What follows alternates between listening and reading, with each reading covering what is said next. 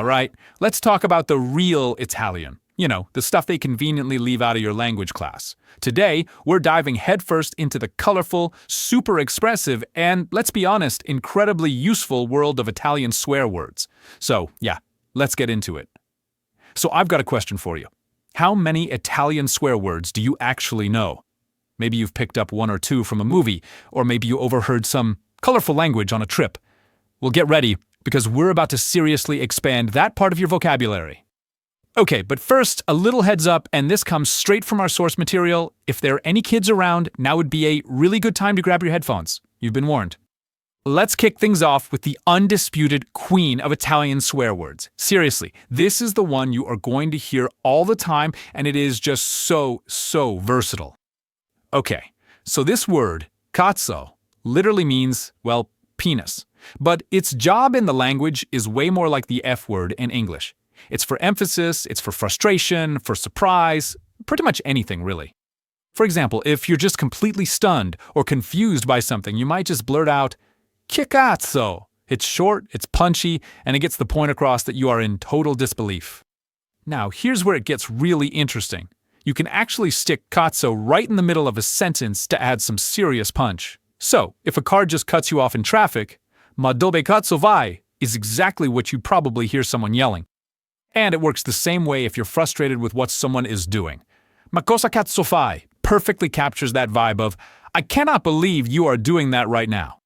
But hey, what if you're around, your grandma and you still want that emphasis? You've got options. You can swap in cavolo, which hilariously means cabbage, or cacchio. You can use these pretty much anywhere without anyone batting an eye.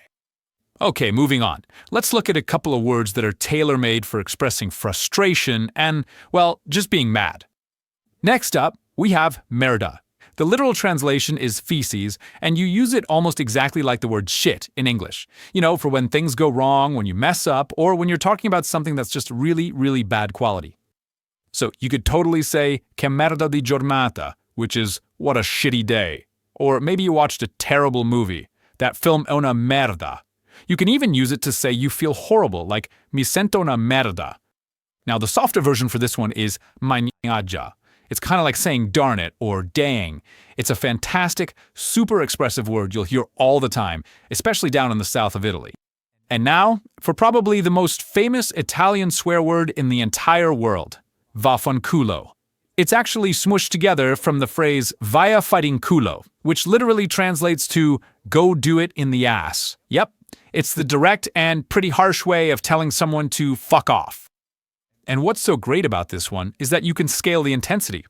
Fanculo is the really short, super vulgar version.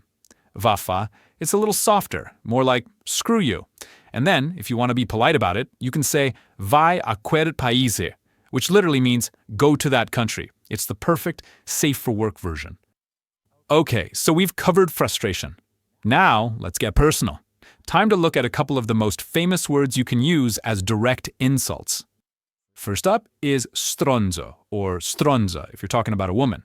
Now, while the direct translation is piece of shit, it's used more like jerk or asshole in English. It's for describing someone you just really don't like. So here's a crucial pro tip, the plural form, stronzate.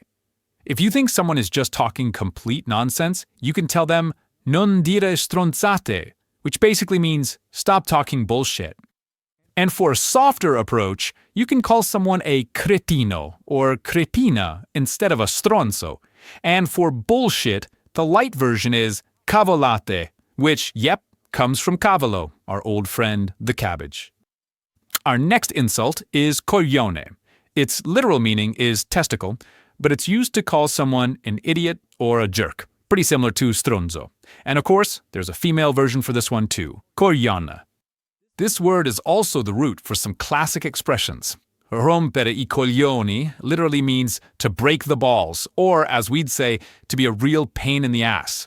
And if you're just fed up with something, you can just sigh and say, "Che palle." The polite version of that, "Che scatole," which means, "what boxes?" And finally, let's talk about how to not make some classic and honestly pretty hilarious mistakes. Because in Italian, pronunciation is everything, and one little slip-up can change the meaning in a big way. Just look at this. You might think you're ordering a delicious calzone, the folded pizza, but if you're not careful, you could ask for a calzone, which is a big dick. Another classic is mixing up Cornelio, which is a rabbit, with coglione, our friend the idiot. See? One little sound makes all the difference. But honestly, and this is the most important part, if you make these mistakes, please do not worry about it. Italians will almost definitely laugh with you, not at you. It's a rite of passage for learners, and it's actually a pretty good way to break the ice. And trust me, you will not make that mistake a second time.